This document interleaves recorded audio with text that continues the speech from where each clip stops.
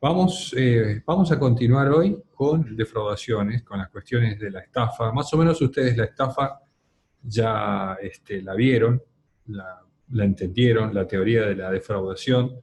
Yo más o menos se la expliqué, no es muy compleja, la función de cada uno de estos cuatro elementos que tiene la estafa, ustedes la conocieron. Y antes de eso, ustedes vieron también cuál era la diferenciación entre las dos formas de defraudación que tenía el Código Penal argentino, que es la estafa y el abuso de confianza, y ahí, bueno, con esas diferenciaciones también ustedes podían distinguir cuáles eran las dos modalidades en las cuales se puede afectar un patrimonio ajeno mediante fraude, que en eso consisten las defraudaciones. Pueden ser estafas o pueden ser abusos de confianza. Nosotros estamos llegando al final de la explicación sobre la estafa, y para esta altura donde estamos llegando al final de la explicación de la estafa, yo entiendo y confío, sobre todo elijo creer, de que ustedes más o menos conocen la dinámica de un tipo penal de estafa o de una defraudación, más allá de la explicación que yo les haga particularmente sobre una figura de abuso de confianza, que distinguiendo, señalando los elementos que la apartan, la distinguen, valga la redundancia, de la estafa, con esos elementos ustedes van a entender perfectamente que es un abuso de confianza, otra forma de defraudación, y van a entender también aquel cuadro que vimos al principio que explicaba que el fraude es inicial y en el abuso de confianza el fraude sobreviniente, etcétera, etcétera. Y después vamos a ver el artículo 173, que es... o sea, el artículo 173 no tiene nada de particular, no es una figura agravante, no es un artículo autónomo. Es un tipo penal donde el legislador no quiso abandonar, pudiendo hacerlo, la casuídica que invade nuestro sistema por una influencia del derecho español, que a su vez tuvo influencia en este aspecto con el derecho francés. Yo ya le expliqué esto del Código Penal francés. Entonces, en el artículo 173 del Código Penal, el legislador lo que hace es describir un montón de defraudaciones, o sea, casuídicamente, o sea, de manera particularizada, defraudaciones que pueden ser estafas o abuso de confianza y que tienen la particularidad de recaer sobre algún tipo de objeto, con la utilización de algún tipo de medio o para una determinada finalidad que el autor persigue esto. Circunstancias totalmente, si ustedes quieren, repetitivas o redundantes, porque si pensemos esto, hagamos este ejercicio mental, con la explicación que va sobre el artículo 172, y la diferenciación que hay en la doctrina y en la jurisprudencia sobre la estafa y el abuso de confianza, la inclusión del artículo 173, más allá del inciso 15 y 16, que son dos formas de defraudación muy particulares, que no participan ni de los elementos de la estafa ni de los elementos del abuso de confianza, todos los otros artículos que están descritos en el 173, que son un montón, son 13 para ser más preciso, no era necesario describirlos. Con el conocimiento sobre la teoría de la defraudación, si alguien pretende defraudar a otro mediante la calidad o la cantidad o la especie en la cosa o alguien pretende defraudar a otro mediante el estelionato, es decir, vendiéndole una cosa ajena como si fuera propia, una cosa litigiosa como si estuviera libre de gravamen, o prendada si estuviera libre de gravamen, litigiosa y no lo estuviera, no deja de ser una defraudación, un fraude procesal, o una estafa triangular, o estafa procesal, o algunas de las formas de defraudar a otro mediante cualquier ardido engaño que contiene la fórmula abierta del artículo 172. No necesitábamos tener ese 173, pero el legislador históricamente, sistemáticamente, pese a la aparición muy temprana ya del sistema conceptual de la estafa, abandonando la casuídica del derecho francés, del Código Penal francés, nuestro legislador eligió en el artículo 173 incorporar un montón de defraudaciones y describirlas ahí en sus elementos particulares, pero no hacían falta. Ahora, el inciso 15 y el inciso 16 sí es necesario que estén escritos, es necesario que estén redactados, porque son defraudaciones que no tienen los elementos comunes o en algún elemento no coinciden con la estafa y con el abuso de confianza del 172. Así que hacía falta. Eso para que ustedes lo entiendan. Pero en el artículo 172, y vamos a compartir pantalla, hay una descripción. Yo voy a hacer referencia a esta descripción de manera muy breve, no me voy a extender mucho en este particular tópico porque no es muy, digamos, de la simple lectura se entiende a dónde apunta esta cuestión. Si nosotros vemos los tipos de fraude del artículo 172, los repasamos rápidamente, a ver si podemos avanzar también. Aquí nosotros tenemos lo que se denominan siempre en la clase, o algunos alumnos en alguna época denominaron, la rosa de los fraudes, ¿no? Esta sería la rosa de los fraudes. Así lo denominaron unos alumnos míos en años pasados, cuando hacíamos exposiciones tipo teatrales sobre Derecho Penal 2, fue un evento muy significativo para la facultad. Concluimos el curso con expresiones artísticas sobre Derecho Penal 2.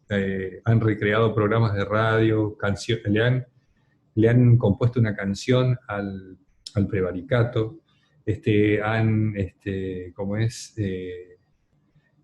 como es actuado allanamientos del FBI. Fue muy interesante esos años que tuvimos la oportunidad de incorporar al derecho penal alguna herramienta didáctica que por lo menos que lo saque de la rigurosidad y lo aburrido y gris que es el derecho en sí.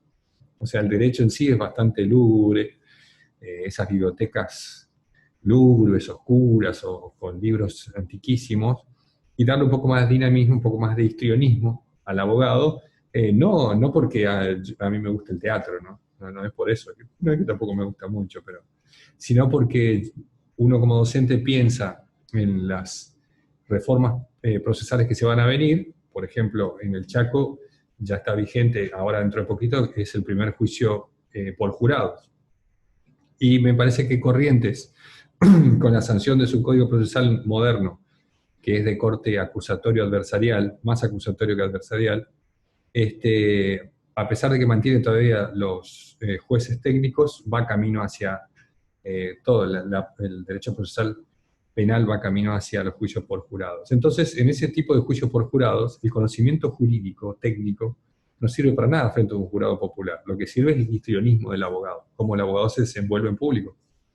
Por eso ejercitábamos eso nosotros, para por lo menos sacarle un poco el pudor que el abogado tiene y los formalismos, la estructura, lo acartonado que es un abogado, tratar de romper esos moldes, lo pensábamos desde mi curso, y bueno, fue muy divertido. Y ahí le apodaron, a eso voy, la rosa de los fraudes. Esta es la rosa de los fraudes. Nosotros vemos aquí el artículo, a la izquierda de la pantalla, el artículo 172, que ya lo vimos, yo les comenté que era un artículo que a mí me gustaba mucho, cómo está redactado y que está teñido por los dos sistemas que en ese momento estaban en pugna, o uno estaba atendiendo, había estado durante mucho tiempo vigente, el sistema francés, en las codificaciones que hacía, más que describir un concepto de defraudación o de estafa que todavía no se había elaborado, no se había llegado, por lo menos, a un acuerdo en eso, científico en eso, describía las distintas formas de fraude que podían darse casuídicamente.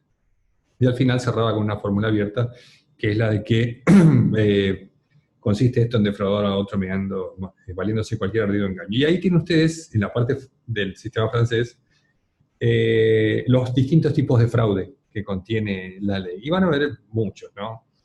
El nombre supuesto, por ejemplo, que puede ser un nombre homónimo, pero no puede ser el nombre verdadero del sujeto, sino que utiliza un nombre distinto al que tiene, como medio ardidoso, como medio engañoso, para modificar la realidad frente al sujeto pasivo y que éste caiga en error y haga la disposición patrimonial perjudicial que configuraría la estafa. Por ejemplo, supónganse que yo me pongo otro nombre, voy ahí como, no sé, el nombre que ustedes quieran, Emanuel Ginóbili, supongan, doy ese nombre, o cualquier otro tipo de nombre que sirva como forma de ardido engaño. Siempre con la intención del sujeto. Recuerden que esto es un delito doloso, está de más decirlo, pero aquí lo que necesita el autor es valerse de su nombre supuesto, para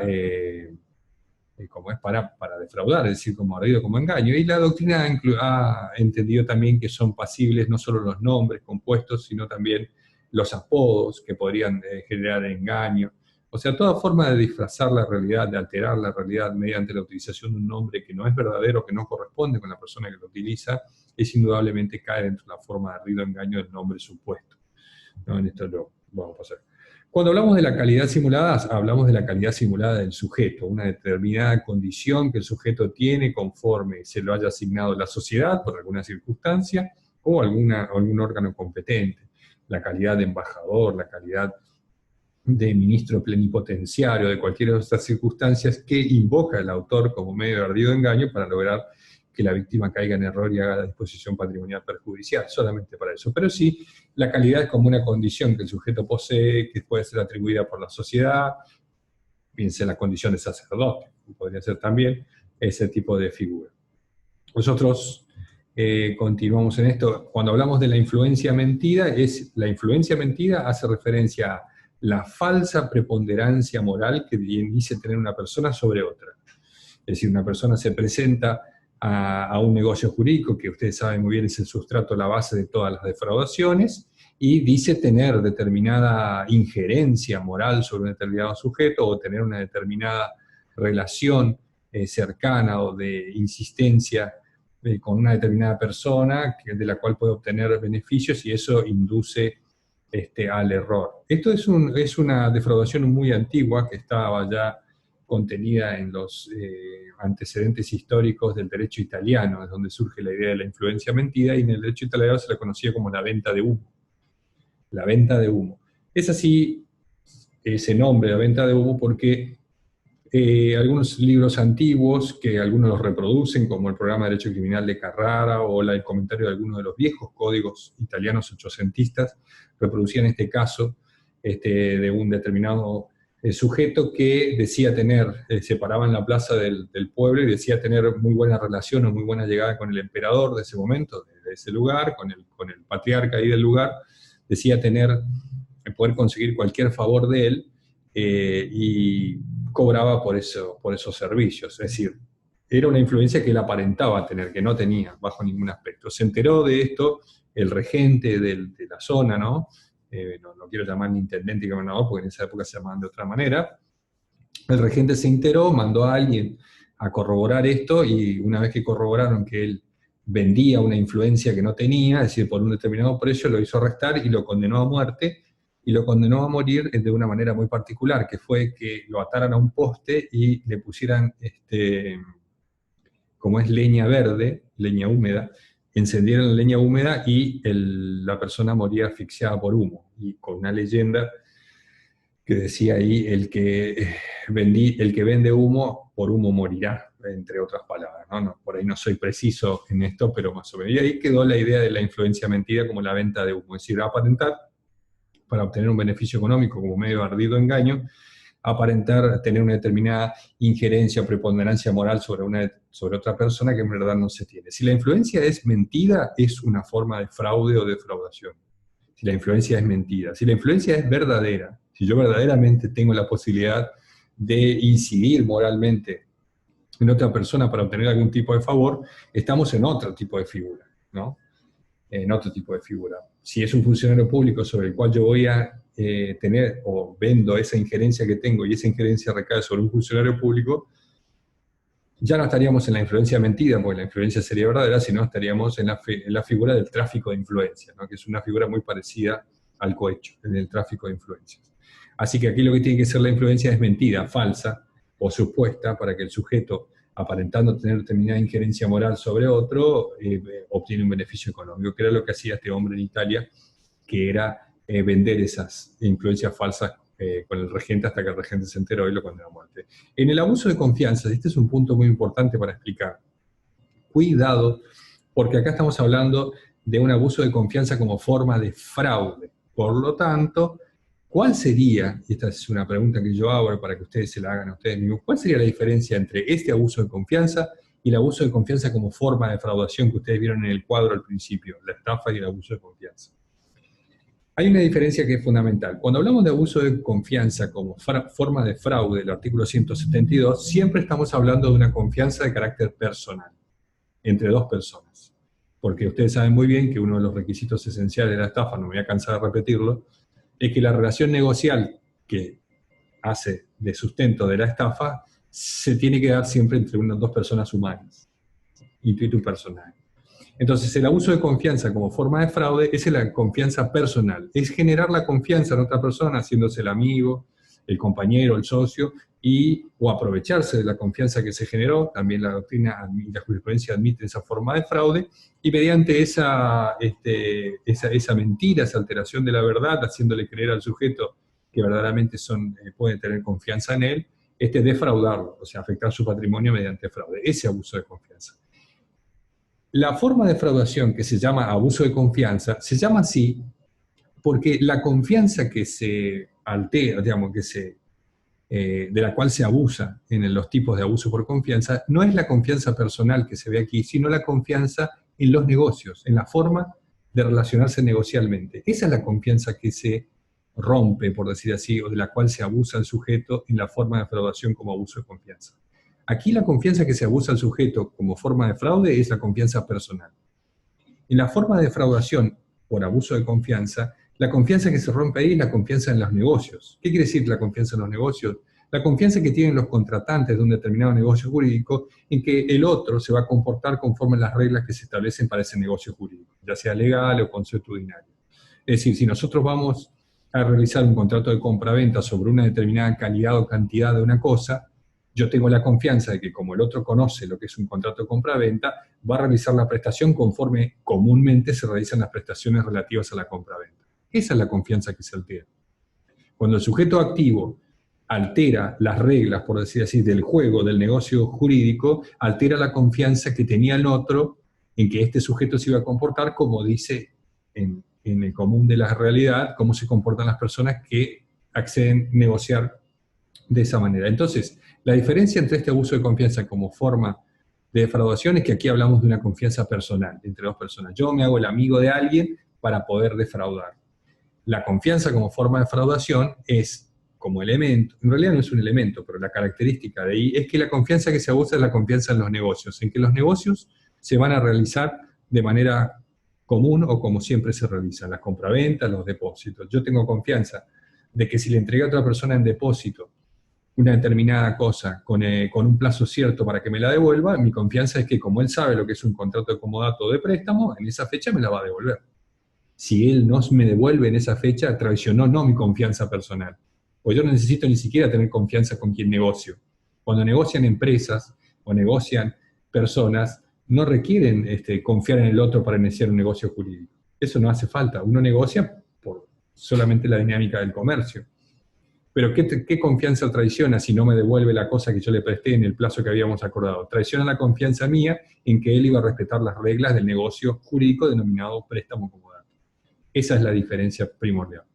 Entonces, aquel que se hace amigo, compinche o camarada para lograr algún tipo de afectación del patrimonio ajeno, utiliza el fraude, la forma de fraude de la estafa, que es el abuso de confianza. Esta explicación va para que ustedes no confundan entre la forma de defraudación, abuso de confianza, y la forma de fraude o de ardid, que es el abuso de confianza del 172. Espero que se haya entendido esto que expliqué. La apariencia de bienes hace referencia a aparentar un determinado caudal económico o patrimonial que uno no tiene. Este punto fue muy importante en la jurisprudencia española al momento de sancionarse la ley o la necesidad de la sanción de la ley que prevea las denominadas defraudaciones con tarjeta en el derecho español. ¿Qué sucedía en el derecho español? Les cuento esto brevemente, porque ahí tiene que ver esta cuestión de la apariencia de bien y también tiene que ver la cuestión que vamos a hablar después con las defraudaciones especiales realizadas con tarjeta de crédito, débito, compra.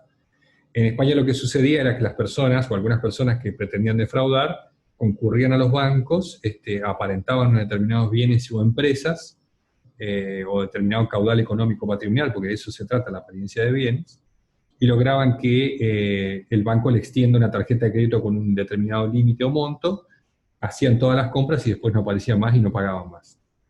Lo que había era una defraudación al banco. Fue un problema muy complejo en la jurisprudencia, de una época del derecho español, después solucionado con la reforma y la inclusión de un tipo penal de estafa que contenga todos los elementos que nosotros venimos hablando siempre, que es como está el derecho español.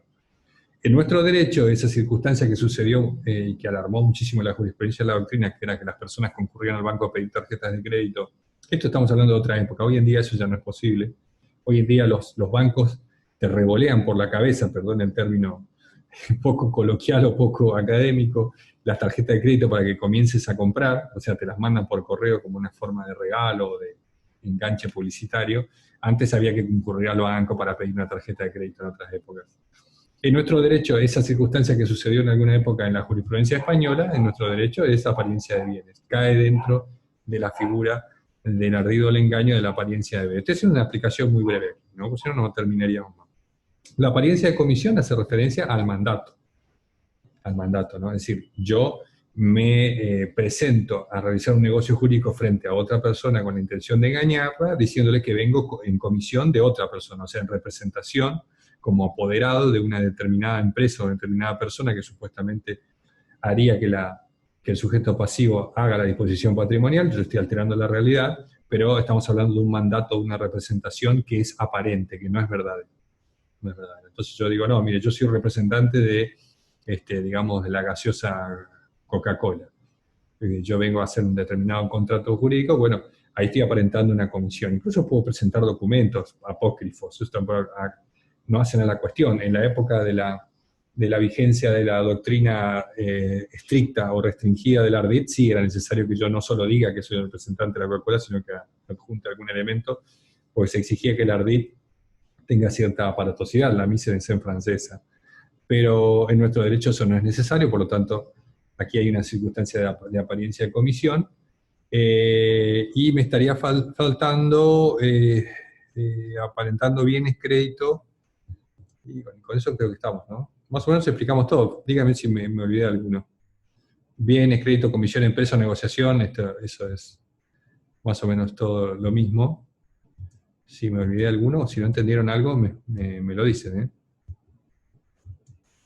No sé por qué se trabó esto. Bueno, vamos a pasar aquí, directamente a esto. ¿Se entendió esto? Una explicación muy simple, eso ustedes después lo leen, creo que en el manual de ustedes está en 2 renglones esa explicación de qué tiene que ver. Y con esto hago como es, un aviso. Yo ahora termina la clase, que la vamos a terminar más o menos a las 18:10, más o menos, 18:15. Yo les voy a enviar 2 trabajos prácticos. Son 2 estos, los que van juntos. Hay uno sobre defraudaciones, que verdaderamente me olvidé de mandarlo otra vez. No sé si sincero, y uno sobre defraudaciones especiales, que tiene que ver con esto también. Pero quédense tranquilos, pues les voy a poner una fecha prolongada para la entrega, así que no va a haber problema con eso. Bueno, vamos a ver algunos tipos especiales de estafa. Si nosotros queremos volver a esa clasificación que habíamos visto al principio entre tipos de estafa y tipos de abuso de confianza, podemos utilizar este pequeño cuadro que yo hice aquí para que ustedes sepan. Dentro del artículo 173 estamos hablando, ¿no? Ya salimos del 172, vamos al 173. Dentro de esta es una clasificación que ustedes pueden ver aquí simplemente.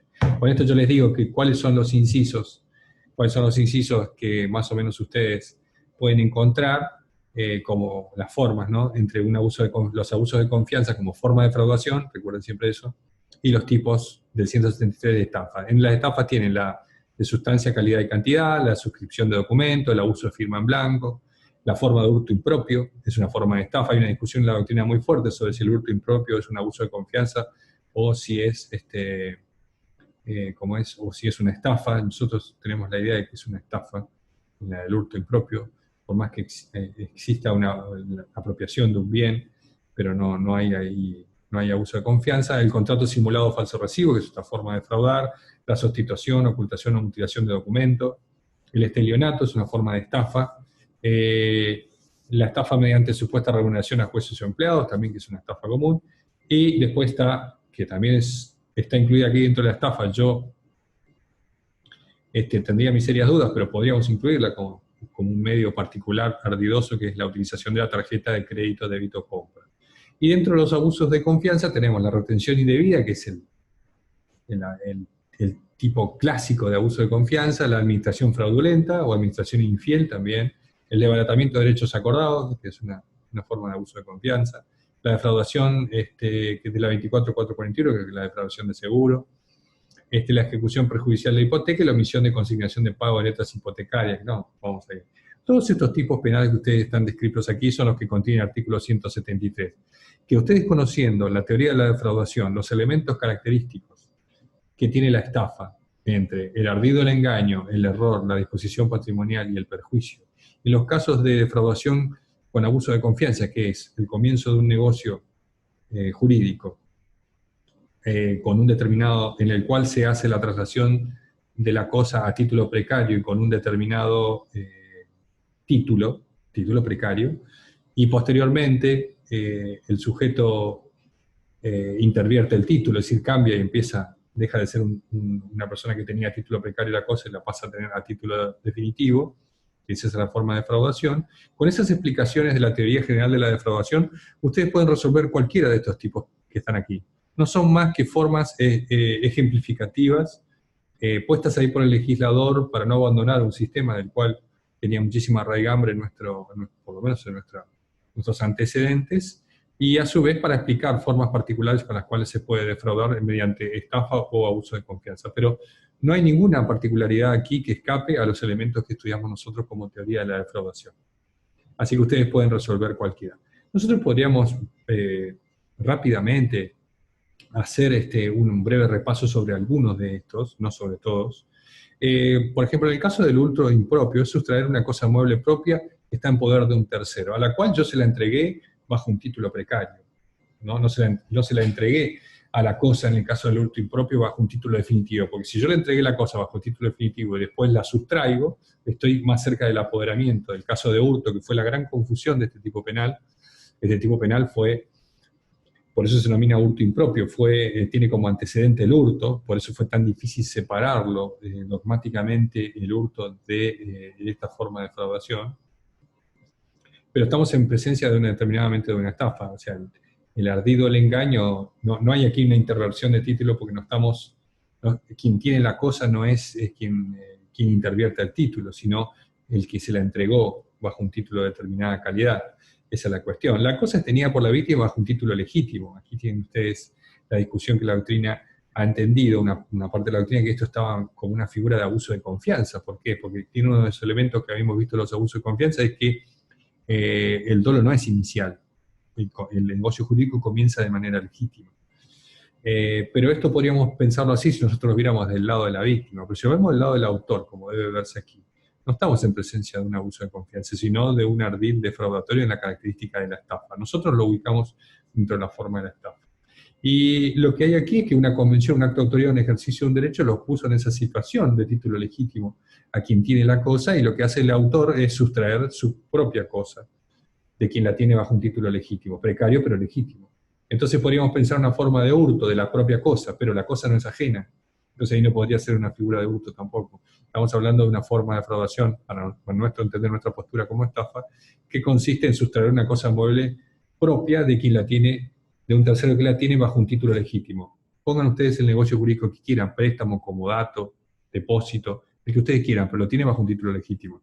Esto hacía pensar a un sector de la doctrina muy importante que estábamos en presencia de un abuso de confianza. No es que no le asiste razón a esa parte de la doctrina para decir que esto es un abuso de confianza y no una estafa, pero si uno analiza de qué lado lo ve, es quien realiza la sustracción, que sería la forma de ardid, la realiza el titular de la cosa, entonces para nosotros tiene más elementos correlativos o cercanos a la figura de estafa que a la figura de abuso de confianza. Si ustedes lo ven como un abuso de confianza, van a estar de acuerdo con un gran sector de la doctrina que lo ve así.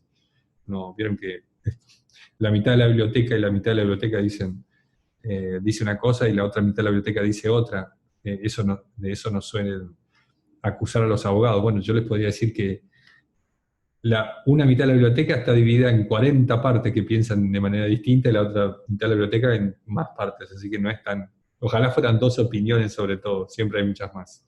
Pero esta es una forma de defraudación que está contenida en el 173, que es la del hurto impropio. Después podemos hablar del estelionato, otra forma de estafa. El ardido del engaño aquí consiste en un engaño, es el ocultamiento de la realidad o de la verdad. ¿Qué es lo que le oculta al sujeto activo al sujeto pasivo? La condición de la cosa, o del bien, la condición en la que está. Por ejemplo, le venden las cosas como si estuvieran libres cuando están litigiosas, sometidos a un proceso. a un juicio, ¿no? Entonces ahí lo que está haciendo es el ardid, acá se evidencia mucho más claramente que es una estafa y un abuso de confianza, porque el ardid consiste en la deformación de la realidad, es un engaño en realidad, ¿no? Es un engaño, es ocultar la condición de la cosa. Le dice, mira, yo te vendo esta determinada cosa, pero está sometida a algún litigio. No, no, no, está libre de litigiosidad. Está presta para la disposición. Y sin embargo, la cosa está sometida a un litigio. Le vendo un inmueble a alguien como que es mío, está libre de disposición y está sometido o, digamos, está adherido a un determinado juicio sucesorio litigioso que todavía no concluyó. Y después la otra circunstancia es vender, grabar o arrendar como bienes propios los bienes ajenos. Esa es muy común. Se han dado muchos casos en la jurisprudencia del país del el chofer del taxi o el chofer del remis que va y vende el auto como si fuera propio. Entonces dice, mira, te vendo este auto, yo lo vengo usando remis, lo que más, bueno. Esto siempre va acompañado, en los casos de los bienes registrables, siempre va acompañada de esta defraudación con algún tipo de falsedad documental, indudablemente, porque son registrables. Pero los bienes que no son registrables, una persona que dice, mira, para defraudar vende una cosa propia como si fuera una cosa ajena como si fuera propia, está cometiendo el estelionato. El estelionato tiene su antecedente en el derecho romano, lo explico muy rápidamente, sobre todo la palabra, la etimología de la palabra hace referencia al estelión, que es el camaleón. Esa camuflar, ¿no? Vendría a ser la palabra correcta, la condición en la cual se encuentra la cosa. En un caso es litigiosa, en el otro está grabado, o litigioso quiere decir que puede tener una prenda, una hipoteca, estar sometido a un juicio, etc. Y después vender, arrendar o grabar cosas ajenas como si fueran propias. Es decir, lo que hay aquí es el camuflaje de la realidad jurídica de la que tienen los bienes. Ahí tienen ustedes una figura del estelionato. Miren ustedes, ¿no? Acá también tienen, bueno, acá hace una referencia a la venta de humo, ya lo hice, la diferencia con el tráfico de influencia. Acá está, no, esto hace referencia a la, como es la estafa mediante remuneración supuesta a los funcionarios. Acá también hay una forma de venta de humo, pero ya la expliqué en esta cuestión. Y acá vamos a aplicar otra forma de estafa que está contenida en sí, que es importante entenderla. Verdaderamente ya no tiene la estafa mediante tarjeta la virtualidad que tenía en otras épocas. En otras épocas era muy importante el tráfico comercial a través de las tarjetas, y las tarjetas tenían medidas de seguridad muy, muy bajas. Es decir, el comercio con tarjeta de crédito comenzó hace ya varios años, muchos años, pero las medidas de seguridad sobre la utilización de tarjetas de crédito, débito, compra, realmente se vieron en los últimos años cuando se empezó con la aparición de la Internet y con la aparición de la digitalización de todas las operaciones que se realizan mediante tarjeta. Si ustedes recuerdan a aquellos que tienen un poco más de edad, no los que son muy jóvenes, no van a saber de lo que estoy hablando, pero aquellos que tienen un poco más de edad recordarán que las tarjetas de crédito, cuando uno pagaba con tarjeta de crédito antes, el vendedor lo que hacía era traer un aparato así, tenía como una prensa arriba que se movía, ponía la tarjeta, le ponía un papel con un carbónico y pasaba, ¿no? Varias veces ahí como un rodillo que impregnaba la tarjeta en el papel carbónico y confeccionaba ahí una especie de factura y el cliente firmaba. Es decir que en ese caso se podía defraudar fácilmente con una tarjeta, por ejemplo, que esté vencida, que esté alterado o apócrifa. Hoy en día es muy difícil, porque hay distintas circunstancias en las cuales se pueden dar una defraudación con tarjeta que hoy en día son de imposible realización.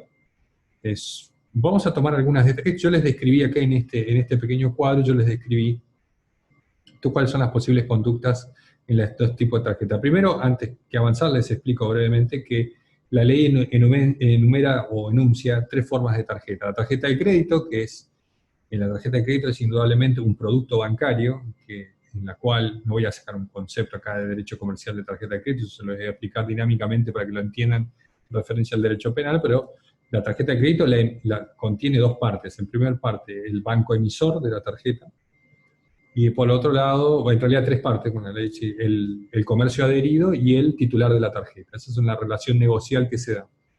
El banco lo que hace es emitir un cartón plástico que le permite girar con crédito al cliente del banco, en este caso, siempre que concurra a los comercios que están adheridos con esa determinada tarjeta. Hoy en día están medio universalizadas las tarjetas para ese aspecto. Entonces lo que hace el banco es permitirle a la persona hacer compras con un determinado, no con dinero, sino a crédito, y el banco es el que responde por la compra y después cobra a fin de mes con intereses esas compras que realizó el cliente. Perfecto, en eso no hay ningún problema. La tarjeta de crédito ustedes más o menos entienden lo que es, pero hay siempre un banco emisor. Lo que tiene aquí la persona es un crédito en la tarjeta de crédito determinado, o si no tiene crédito, tiene la autorización para girar en descubierto, que se denomina en el banco, que es un determinado monto del cual puede excederse el crédito máximo que le otorga la tarjeta para la compra. Una tarjeta de débito es distinta, es una tarjeta que tiene que estar conectada, tiene que tener un link o una unión directa con una caja de ahorro del titular, es decir, que lo que hace el banco es emitirle una extensión artificial de dinero, pero de su propia caja de ahorro. No es el banco el que responde aquí por la compra con la tarjeta de débito, sino la caja de ahorro. Y el banco lo que puede hacer es sí, darle algún monto de giro en descubierto al titular de la tarjeta si no tuviera fondos en la cuenta al momento de realizar la compra. Pero casi siempre, si no hay fondos, la tarjeta es rechazada. Y después tenemos la tarjeta de compra, que es una determinada forma de tarjeta de carácter promocional que algunos grandes comercios le otorgan a sus clientes para determinados descuentos. Piensen ustedes en la tarjeta de compra como la tarjeta Carrefour, no la tarjeta Visa Carrefour, porque es una tarjeta de crédito. La tarjeta Carrefour, la tarjeta Easy, la tarjeta Walmart, la que ustedes quieran, que solamente se puede utilizar en el comercio que la emite, ningún otro comercio más, y es una forma, digamos, de publicidad o de enganche comercial que tienen las cadenas comerciales muy grandes para que para retener clientes, sus clientes no cambien de brand, ¿no? De marca.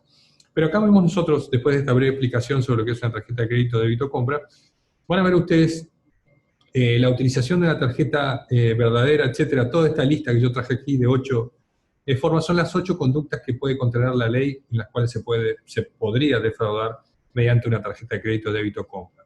Si ustedes analizan todas esas formas, van a ver que hoy en día, con la aparición de estos elementos o aparatos que se denominan postnet, son muy difíciles algunas que se den. Este tipo penal, lamentablemente, este tipo penal fue pensado para la época donde el comercio con tarjeta de crédito se realizaba con la manera mecánica esa que yo les expliqué, que tenía un rodillo con un carbónico y se pasaba así. En alguna de esas circunstancias se podía dar, en primer lugar. Entonces, si nosotros describimos las conductas que están aquí, la utilización de una tarjeta verdadera para defraudar, que sería en el caso de que la tarjeta no tuviera monto suficiente. Supongamos en la época aquella donde se utilizaba el rodillo con el carbónico, yo me presentaba con una tarjeta que ya no tenía más monto para compra.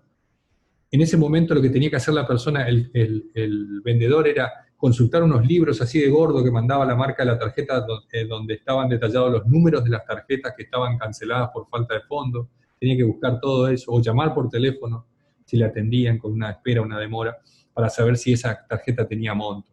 Entonces uno podía con una tarjeta verdadera defraudar cuando se le había acabado el monto posible de compra. Hoy en día, si usted no tiene monto en la tarjeta, usted pasa la tarjeta por el postnet electrónico, que tiene una validez digital a través de Internet, y no va a poder hacer ninguna compra.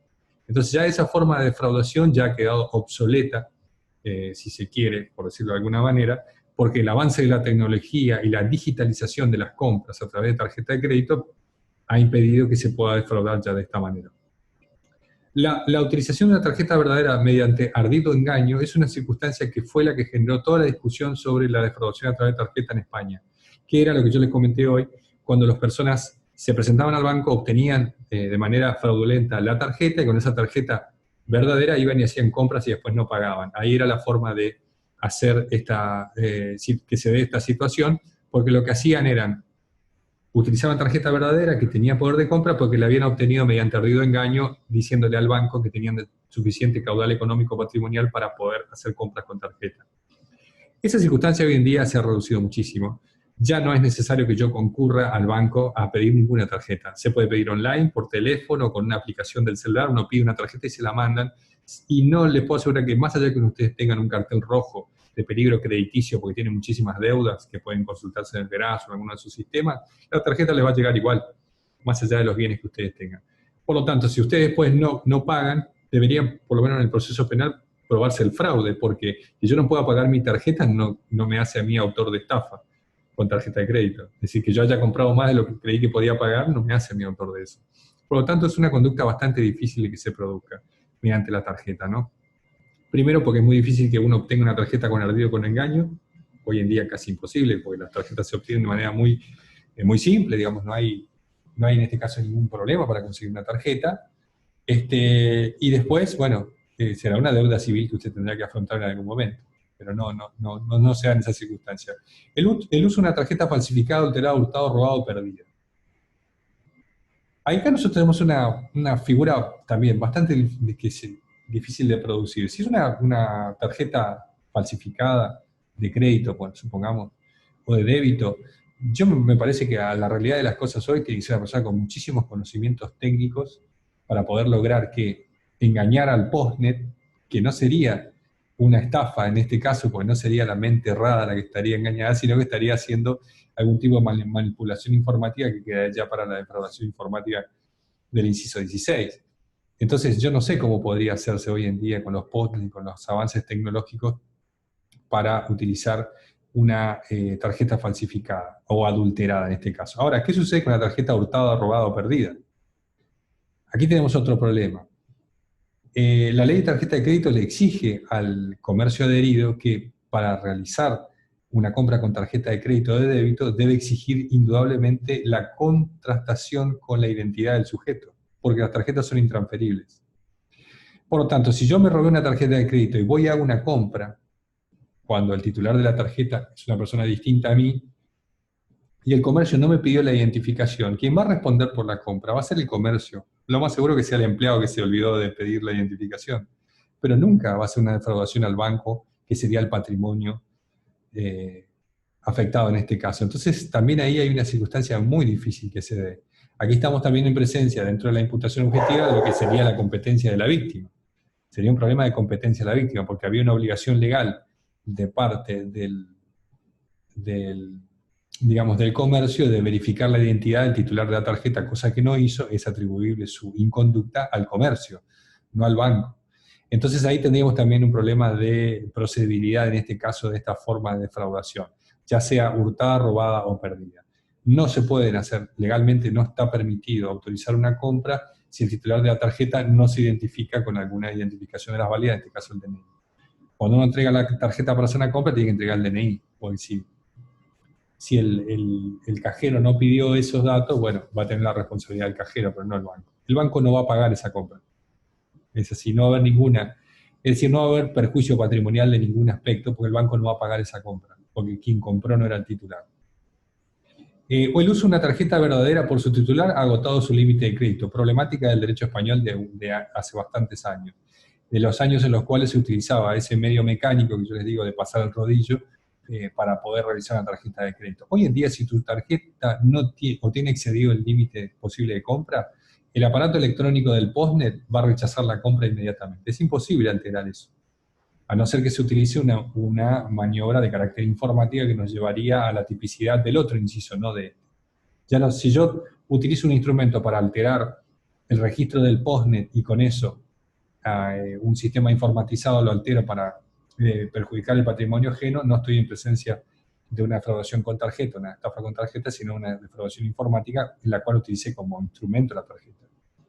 Pero aquí no puede darse en este caso, porque si está agotado el límite no se va a poder realizar la compra. Hoy en día, en el estado actual del estado actual de la tecnología, el uso de una tarjeta por un tercero autorizado, agotado el límite de crédito, recibe la misma explicación. Si no tiene límite de crédito no va a poder realizar la compra. Y si por unas circunstancias pudiera alterarse ese registro en el postnet, no sería quien cayera en error el cajero o el comerciante, no sería quien cae en error, sería la máquina la que está siendo alterada. Entonces no estaríamos en presencia de una figura de estafa que, recuerden ustedes, exige la presencia de dos personas físicas. La otra cuestión es el uso de una tarjeta verdadera cancelada o caducada. Traten ustedes con una tarjeta que venció, traten de extraer o de realizar una compra, a ver si van a poder. El postnet no se los va a autorizar porque dentro de la banda magnética, que ya no se utiliza más, hoy en día las tarjetas utilizan un chip electrónico, dentro de ese chip electrónico está la fecha de caducidad de la tarjeta, por lo tanto, si usted quiere realizar una compra posterior a esa fecha, el chip va a avisarle a la máquina que no se lo autorice. Por lo tanto, esa circunstancia hoy en día tampoco se puede dar. Discúlpeme, le estoy desilusionando al tipo penal, pero hoy en día este tipo penal quedó bastante obsoleto, ya casi no, prácticamente, digamos, ¿no? Ya no se puede dar. El uso de una tarjeta verdadera por persona no autorizada. ¿A quién va a responder ante esa compra? Si el cajero utiliza una tarjeta verdadera, pero no es la persona titular de la tarjeta, va a pasar lo mismo que si fuera hurtada, robada o perdida. Quien va a responder a esa compra no va a ser el banco, que sería el patrimonio afectado, que es el emisor de la tarjeta. Va a responder el cajero o el comercio, y ahí no tenemos nosotros la dinámica necesaria para que se dé una estafa. Es muy difícil hoy en día que se dé la estafa con tarjeta. Y el uso indebido de datos contenidos en la tarjeta. Ese sí es una forma de defraudación que es posible. Piensen ustedes que yo recuerde el número de tarjeta de débito y la clave que está detrás de la tarjeta de algún amigo, ¿no? Que me la prestó en algún momento, y bueno, entre en una página de compras, ponga esos datos y le facturen al amigo. Eso es una forma de defraudación, es una forma de ardido engaño, ahí, alterando la utilización de esos datos. Y podría quedar en este caso encuadrado dentro de esta figura, no como una figura de defraudación informática, porque no hay una manipulación del sistema de datos del ordenador. Lo que hay aquí es la introducción de unos datos que son correctos, verdaderos, por la persona que no está autorizada, que el sistema no conoce quién es la persona que ingresa. Por lo tanto, ahí nosotros tendríamos una forma. O piénsense una pareja que conocía los datos bancarios de la otra y utiliza la tarjeta de débito, los números de la tarjeta de débito para comprar por Mercado Libre. Se acuerda del número de seguridad incluso. ¿Cómo hago yo? Yo me acuerdo del número de mi tarjeta de débito y el código de seguridad. Lo hiciera la pareja que se disolvió ya y tiene esos datos, estaríamos en presencia de este último apartado que es el 8, no de esa forma de defraudación. ¿Se entiende esta cuestión? Más o menos una explicación. Bueno, vamos a hacer una Sí, breve... doctor, se entiende. ¿Se entiende? Bueno, vamos a hacer una breve pausa de 1 minuto. ¿Les parece? Hacemos una pausa de 1 minuto. Yo hago una cosita que tengo que hacer acá ahora, que tengo que hacer en este momento. Y nos encontramos, son las 6, nos encontramos 6:05, ¿está? Para la última parte de la clase. ¿Puede ser? ¿Les parece bien? 5 minutitos y nos conectamos otra vez. En realidad no se desconecten, ¿eh? Yo voy a cancelar acá micrófono y cámara. En Bueno, cinco doctor. minutos, en 5 minutos, 5 minutos volvemos. Bueno, vamos a continuar. Hicimos una breve corte. En realidad lo hice para atender a mi perra, ¿no? Que es como, no es como mi hija, pero más o menos. Necesitaba agua. No sé si usted tiene un perro como el mío, pero mi perro me pide agua. Cuando no tiene agua en su recipiente me lo pide. Me hace una cara. Y llora muy finito. Entonces yo la escucho y sé que le tengo que dar agua, pobre animal. Aquellos que son muy amantes de los animales como yo van a entender. Que puedo hacer una pausa para mi perra. Mi perra se llama Emma. Y algún día voy a poner una foto para que la vean. Bueno, vamos a ver la defraudación informática antes que termine la clase. Es una reforma no muy antigua, más bien novedosa, de una defraudación que trajo problemas siempre y que surgió a partir de la evolución de la tecnología y de las ciencias, que han generado que casi todo el comercio se realice de manera electrónica. Los negocios jurídicos hoy en día se realizan en un gran porcentaje, no puedo dar estadísticas precisas porque no tengo ni estudios ni datos, estoy dando más bien una sensación, pero si ustedes piensan hoy en cualquier negocio, casi todos terminan en una transacción electrónica de algún monto, en la compra con algún instrumento como la tarjeta de crédito, de débito que vimos recién, o con la utilización de alguna aplicación para pagar cuentas, como puede ser Mercado Pago, o con un débito automático. Es decir, que los negocios jurídicos hoy en día son prácticamente realizados. Muy pocos son aquellos que se realizan de mano en mano y en efectivo. Por lo tanto, las negociaciones jurídicas se han transformado en cuestiones informáticas, en cuestiones virtuales, y eso ha llevado también a que las defraudaciones, o quienes pretenden defraudar a otro en estos negocios comerciales, han tenido que aprender o sumarse a estas tecnologías para poder defraudar a través de estas circunstancias. Y nosotros tenemos como yo les expliqué la otra vez, nosotros tenemos un concepto de estafa que hace referencia a una relación interpersonal entre dos personas humanas. Ahí está la famosa palabra otro, que trajo tantos problemas, ¿no?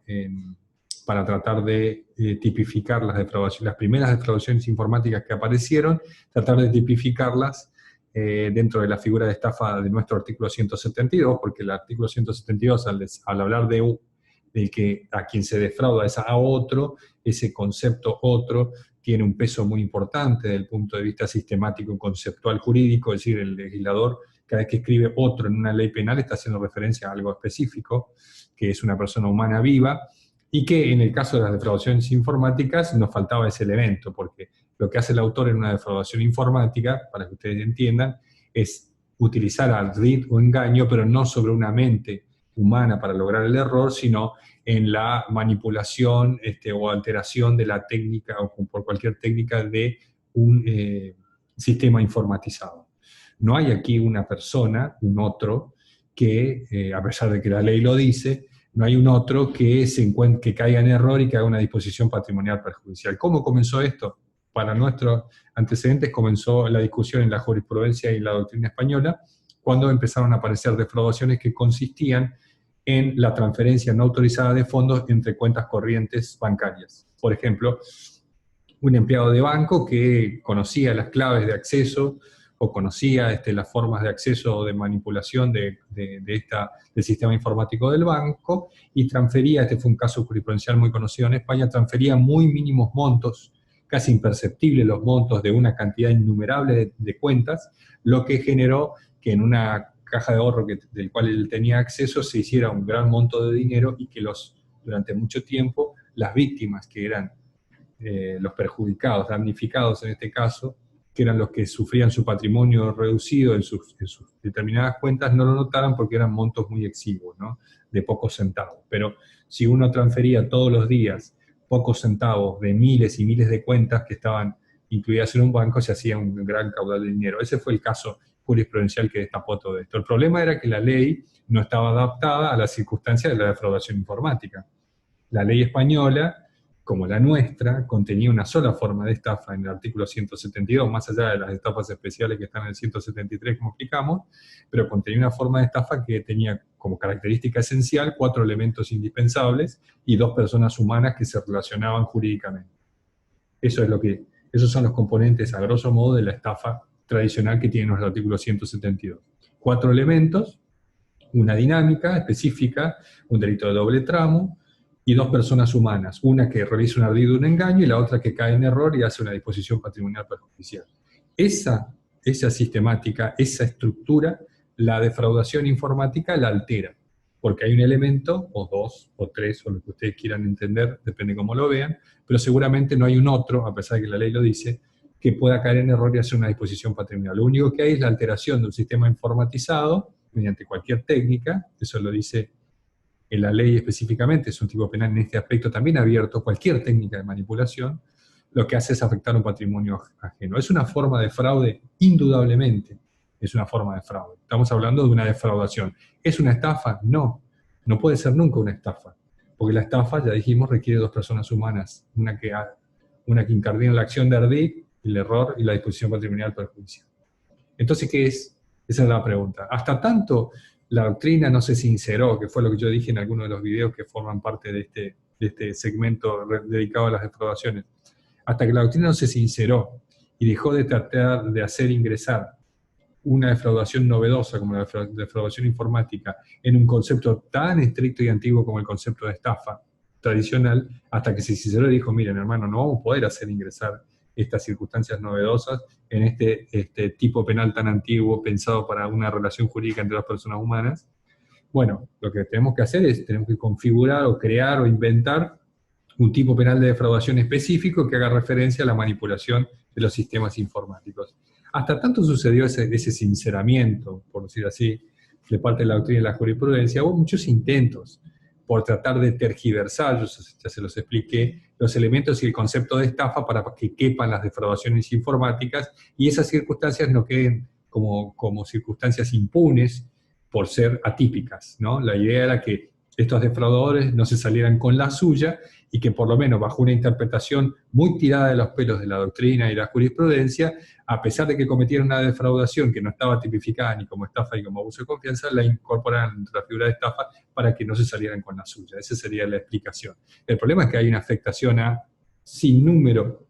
un sinnúmero de garantías constitucionales o de principios informadores que hacen de basamento del derecho penal democrático, como el principio de taxatividad, de certeza, de legalidad, etcétera, etcétera. Si uno pretende, mediante una interpretación que es irracional verdaderamente, hacer encajar, valga la palabra, una defraudación que no tiene los mismos elementos que la estafa en la figura de la estafa. Es como si ustedes tuvieran el juego ese de los niños, que es un cubo que tiene una estrella de un lado, una luna del otro, un cuadrado, y los niños tienen que aprender las formas y hacerlos pasar por ahí. Es como si yo tuviera la luna y quisiera hacerla pasar por el agujero de la estrella, en ese juego que usan los niños, si ustedes se lo pueden representar.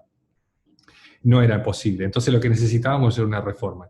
La doctrina discutió durante muchísimo tiempo esto, hubo muchos sectores, por eso no había dos lados de la biblioteca, había como 5 lados de la biblioteca, pero entre todas esas ideas había aquellos quienes, desde la doctrina y la jurisprudencia, pretendían que estas circunstancias no queden impunes, que puedan ser reconducidas a la figura de estafa, por más que se avasallen todos los derechos constitucionales y los principios informadores del derecho penal de los imputados, es decir, imputar de circunstancias típicas cuando las conductas han sido atípicas. Eso pasó durante mucho tiempo. Y de ahí surgen las tesis que ustedes ya vieron, como la tesis de la función del error de Gómez Benítez, que no era necesario que en la estafa existiera el error.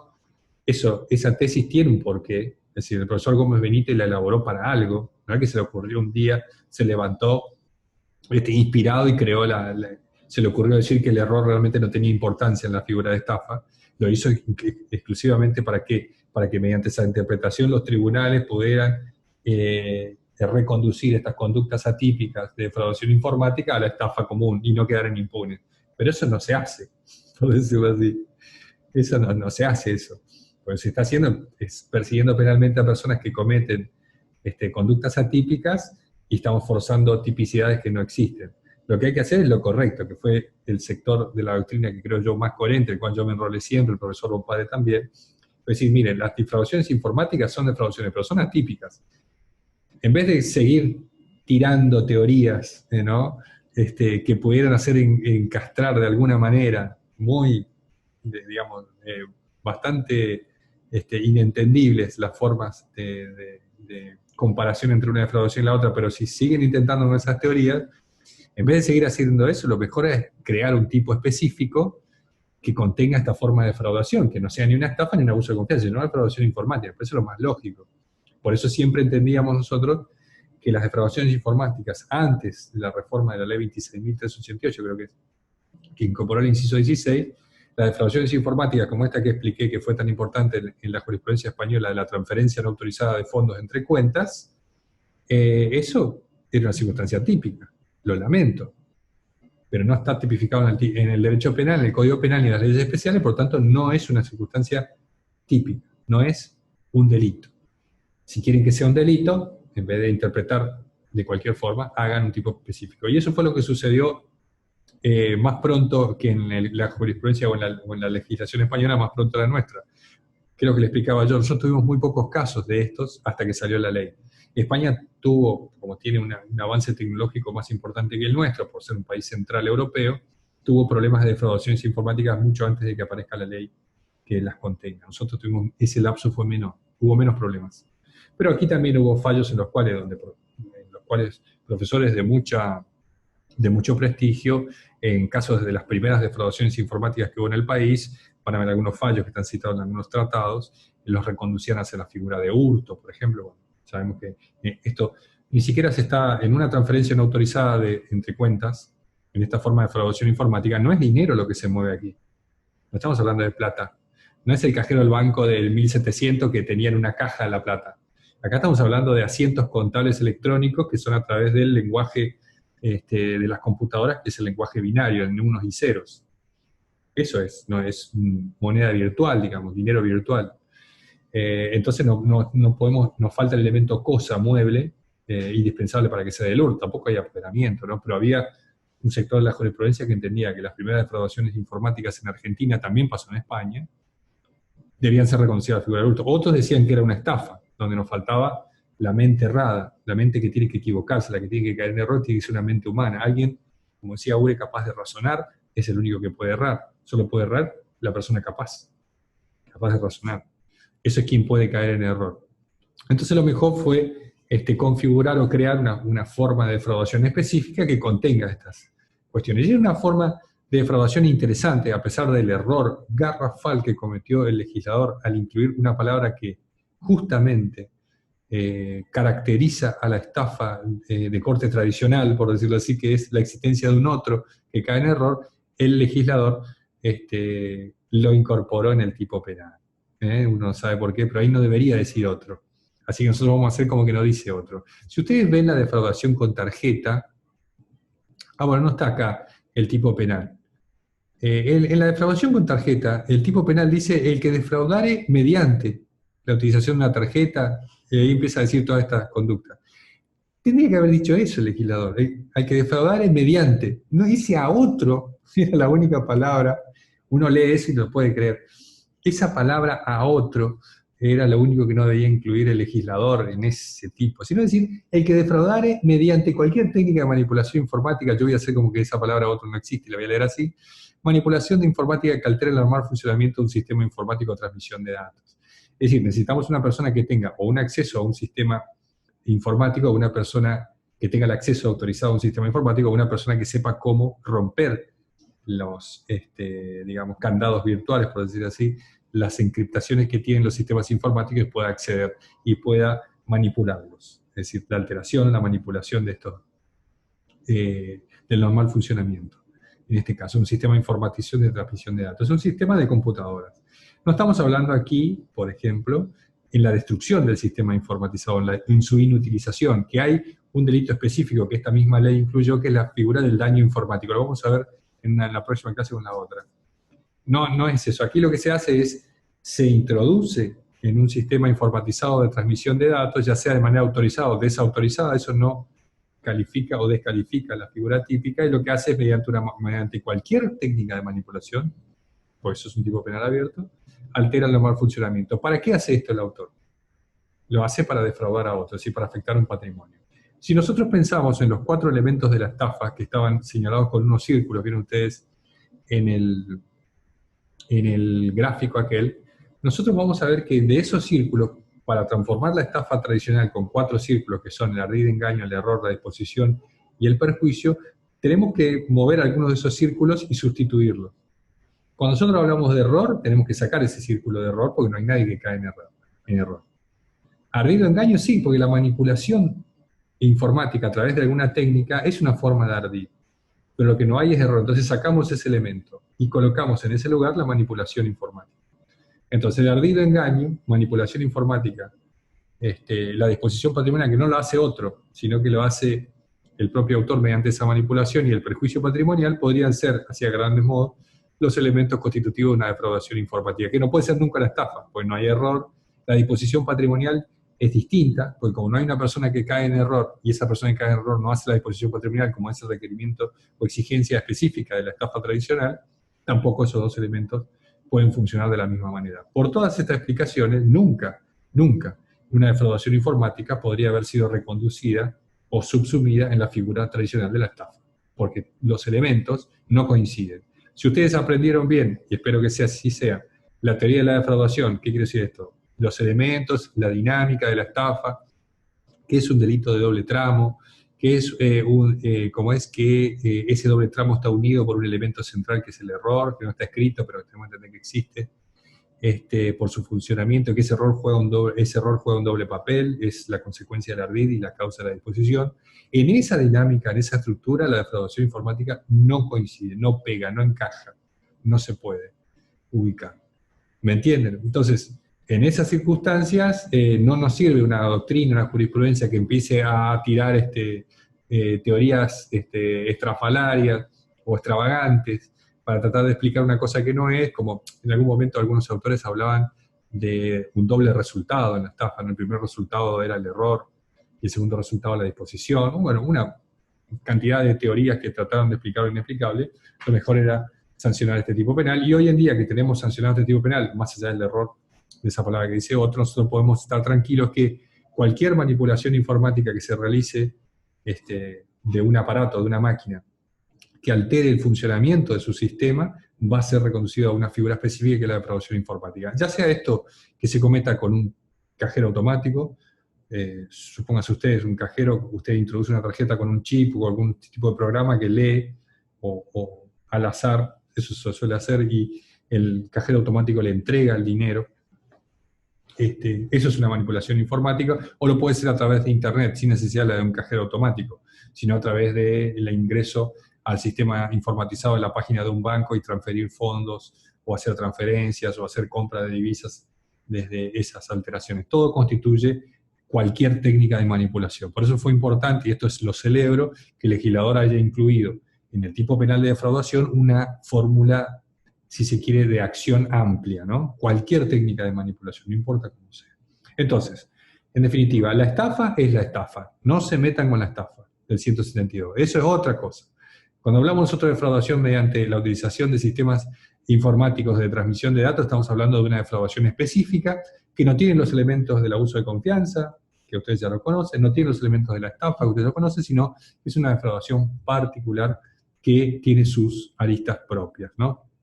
Y aquí, con esto concluyo esta explicación con este cuadro, porque se trata de una defraudación especializada, no es una estafa, ni es un abuso de confianza, es una defraudación especializada, y cómo se especializa por el medio empleado, cualquier manipulación informática. Y la modalidad de estafa impropia, le dicen a un autor, a mí no me gusta esa palabra estafa impropia. ¿Entienden? Tampoco me gusta la palabra del hurto impropio, no me gusta esa idea. Donde se sustituye el ardid y el error en otro por la manipulación informática. Esos dos círculos, ardid y error, lo vamos a sustituir, lo vamos a sacar y vamos a poner ahí la manipulación informática. ¿Está? Entonces nosotros tendríamos para conformar una defraudación informática 3 elementos. La manipulación informática y vamos a tener la disposición patrimonial perjudicial. Pero vamos a cortar esto. ¿Entienden? Piensen en los 4 círculos con los 4 elementos de la estafa: ardid, error, disposición, perjuicio, y piensen en la defraudación informática con solo 3 elementos. En lugar del ardid y el error, vamos a colocar la manipulación informática, la disposición patrimonial y el perjuicio. Así más o menos como tienen que pensarlo ustedes. En 2 segundos vamos a tratar de ver... bueno, acá yo les había traído algunos tipos específicos de abuso de confianza, que lo podemos repasar si ustedes quieren la próxima clase. Yo no tengo problema hacer una clase más sobre defraudación, pues yo entiendo y tengo la confianza de que si ustedes saben la defraudación, la teoría de la defraudación, van a poder resolver estas cuestiones, pero yo quisiera que ustedes se centren en lo que les va a hacer el trabajo práctico que les voy a mandar hoy. Tenemos acá formas de abuso de confianza que yo traje para explicar. Traje 2. La retención indebida, que es el que con prejuicio se negara a restituir a su debido tiempo dinero o cualquier cosa mueble que se le haya dado en depósito, comisión o administración. Lo que hay aquí es un negocio jurídico de depósito, de comisión o administración, y la persona se niega a restituir el tiempo que había acordado, o vencido el plazo que se había acordado, por la intimación del sujeto, la denominada retención indebida. Aquí se ve perfectamente una figura de abuso de confianza, donde se produce la interversión del título. La persona poseía la cosa, tenía la cosa bajo un título precario, en base a un negocio jurídico que transfiere la cosa a título precario, como es un depósito, una administración u otro título, y en un momento decide no devolverla más, es decir, lo que traduciona la confianza que tenía la otra persona en que el negocio se iba a desarrollar conforme las reglas de ese tipo de negocio, el depósito, comisión, y no le restituye la cosa. Eso es lo que sucede. Entonces, retiene la cosa indebidamente. ¿Qué hizo el sujeto? No cometió ardid ni engaño. Lo que hizo fue intervertió el título. Él, por su dolo, ahí estaría el fraude, ese sería el fraude, no es ardid o engaño, pero es el fraude. La persona decide en un momento dejar de poseer la cosa a título precario y comportarse como dueño, intervertir el título y cambiarlo al título de dominio, en este caso. Entonces, las acciones típicas son negarse a restituir o no restituir a debido tiempo. Esto quiere decir que si hay un plazo cierto en el contrato de depósito, es suficiente con el plazo. Si se niega a restituir ese plazo, ya se configura el delito. Y si no hay un plazo cierto en el contrato, debe ser intimado por el acreedor, en este caso, a través de una intimación cierta, para poner en mora al deudor, y si después de puesto en mora no restituye, se configuraría ahí el delito de retención indebida. En el caso de la administración infiel es muy similar, porque también es una figura de abuso de confianza. no es aquí que ha entrado en posesión de una cosa a título precario, sino que ha entrado es en la administración, ¿no? La disposición, la administración o la custodia de un patrimonio ajeno. Piensen ustedes en un gerente de empresa, lo más simple. El patrimonio que tiene bajo su custodia, administración o disposición, el que gerente de una empresa, no es su patrimonio propio, es el ajeno. Él es el administrador de ese patrimonio. Y aquí tiene dos conductas, un tipo de abuso y un tipo de infidelidad. El tipo de abuso es que cuando realiza, para procurar para un tercero, un lucro indebido para causar un daño, violando los deberes o perjudicando los intereses confiables. Ahí tienen ustedes un tipo de abuso en este caso. Y también un tipo de infidelidad cuando obligare abusivamente al titular. Entonces, por ejemplo, una persona que tiene la titularidad de un patrimonio ajeno y hace contratos ruinosos para la empresa, de carácter doloso, siempre de carácter doloso, porque si un gerente se equivoca en los negocios de su empresa, lo que le va a pasar, o sea, hace contratos que le van mal económicamente, no va a ir preso por administrador infiel, sino lo van a echar, digamos, no es bueno para su trabajo. Acá estamos hablando que dolosamente perjudica los intereses confiados, que es el tipo de infidelidad, porque obliga abusivamente. Por ejemplo, contrae deudas para la empresa que sabe que no van a poder ser respondidas por el patrimonio societario. Entonces ahí tiene usted un tipo de infidelidad. El tipo de abuso es cuando lo hacen para procurar un beneficio de lucro para un tercero o para causar un daño, ¿no? Abusa de sus funciones de administrador de ese fondo o de ese patrimonio ajeno y realiza las conductas que son perjudiciales para ese patrimonio. Es una forma de abuso de confianza. ¿Cuál es la confianza que aquí se quebranta? La confianza en que el negocio jurídico de mandato, que es lo que tiene la persona, la representación de un patrimonio ajeno, se va a desarrollar dentro de los límites que comúnmente se realizan en estos negocios jurídicos, es decir, que no va a hacer contrataciones abusivas, ni va a realizar daños o circunstancias que perjudiquen ese patrimonio. Esa es más o menos la estructura de esto. Después tenemos, con esto ya concluyo la clase, las formas de estafa agravada. Las estafas agravadas son varias. Indudablemente están agravadas porque hay mayor injusto en la acción del sujeto que en la estafa común. Van a ver ustedes la estafa de seguro y otras más. A mí me interesa que ustedes recuerden esta, que es la circunvención de incapaces o la explotación de incapaces. Aquí lo que hay es una figura de estafa o de defraudación, si ustedes quieren, que se particulariza o se agrava por condiciones del legislador, dado una particular circunstancia, que es la vulnerabilidad de la víctima. La víctima es una persona vulnerable. En este caso es una persona que tiene necesidades que no tienen por qué ser necesidades básicas, pueden ser necesidades, si se quiere, de carácter hedonistas. Pasiones, que es el gran alboroto del espíritu, de las pasiones, es decir, una persona, como se dice hoy en día, intensa. Las personas intensas tienen grandes pasiones, o tienen inexperiencia, en este caso inexperiencia en los negocios, no inexperiencia sexual como vimos en el 120, sino en los negocios. Entonces, si hay una persona que tiene necesidad y tiene pasiones e inexperiencia, en este caso se da esta cuestión, son personas vulnerables porque son personas o incapaces declarados o no declarados para tal. Estamos hablando que las circunstancias descritas que recaen sobre determinados menores o determinados incapaces para realizar negocios jurídicos. ¿Qué es lo que hace el autor en este caso? Lo defrauda como cualquier otra defraudación, pero es una figura de abuso. Lo que hace es abusar de esas necesidades. Se aprovecha de esas circunstancias específicas de pasiones, inexperiencia o necesidad de un menor o de un incapaz para lograr, en ese caso, hacerlo caer en error y que realice una disposición perjudicial. Y estas dos modalidades que trae la ley son dos modalidades que pueden darse de carácter ejemplificativa. Hacerle firmar un documento que importe cualquier efecto jurídico en daño de lo de otro, aunque el acto sea civilmente nulo. Una explicación que tiene muchísimos años y que realmente a mí nunca me terminó de convencer. Porque,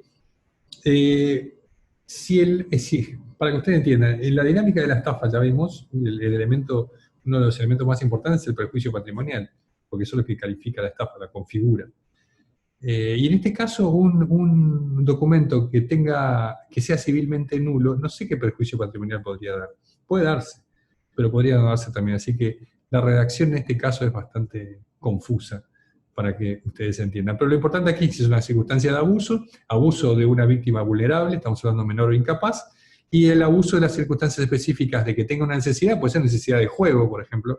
No hace falta que sea una persona carente de bienes, no tiene por qué ser un indigente, puede tener necesidades hedonista, por ejemplo, quiere comprarse un yate, o quiere, no sé, cualquier cosa así.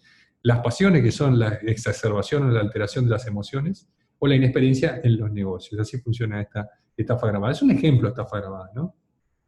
Para que ustedes entiendan. Y las estafas atenuadas, en las estafas atenuadas lo que tenemos es la reglamentación, mejor dicho, la sanción penal sobre el incumplimiento de las reglas civiles para la apropiación de tesoros o el hallazgo de la cosa perdida, va más o menos para ahí. Si ustedes ven las conductas que se contienen aquí, van a ver que en los distintos incisos siempre habla de eso, de si usted violenta las normas civiles que regulan cuando usted encuentra un tesoro, por decirlo así, o una cosa perdida, usted sabe que las cosas perdidas, usted no se puede quedar con las cosas perdidas, porque las cosas perdidas tienen dueño. Están perdidas, pero siguen teniendo dueño. Entonces, el derecho civil eso lo regula perfectamente. Esta es la faz penal de esas circunstancias. Lo mismo sucede si usted encuentra un tesoro. Si usted encuentra un tesoro, ese tesoro no le pertenece totalmente a usted, le pertenece una porción a usted, una porción al titular del fondo y otra porción al Estado, dependiendo de las circunstancias. Entonces, lo que regulan las estafas atenuadas son las formas, las violaciones o las inobservancias de las reglamentaciones civiles sobre el encuentro de tesoros o de las cosas perdidas o de las cosas que se haya llevado por caso fortuito o error. Por ejemplo, usted agarró de un bar, un sobre todo se lo puso creyendo que era el suyo, pero era el de otro. ¿Qué pasa con esa cuestión? Y aquí ven ustedes descrito. El contrario de perder una cosa que no le pertenezca, un tesoro que se apropie de la cosa o parte del tesoro correspondiente al propietario del suelo, sin observar las prescripciones del Código Civil. Es lo que yo le estoy diciendo. La inobservancia de las prescripciones del Código Civil en relación al hallazgo de tesoro de cosa perdida, la faz penal la establecemos como estafas atenuadas. El que se apropie de una cosa ajena cuya tenencia hubiera entrado en consecuencia de un error o caso fortuito, supónganse ustedes que viene por el río, al costado del río está usted sentado y viene flotando algo muy valioso, usted se lo queda, no se lo puede quedar. Ha entrado en su dominio por la circunstancia fortuita, pero no le pertenece. El que vendiere la prenda sobre la que prestó dinero se apropie y pusiera de ella, es una forma de estafa sobre prenda, debería ser una estafa especial, pero está contenida como estafa atenuada, y la acreedora, sabiendo que exige o acepta a su deudor a título de documento, crédito, garantía, una obligación no vencida, un cheque o giro de fecha posterior. Es una desvirtuación de los cheques o de los títulos de crédito utilizados como garantía y no como los instrumentos verdaderamente funcionan. Es decir, yo extiendo un cheque con fecha posterior. Hoy en día este inciso está un poco devaluado porque hay un capítulo específico dentro de los delitos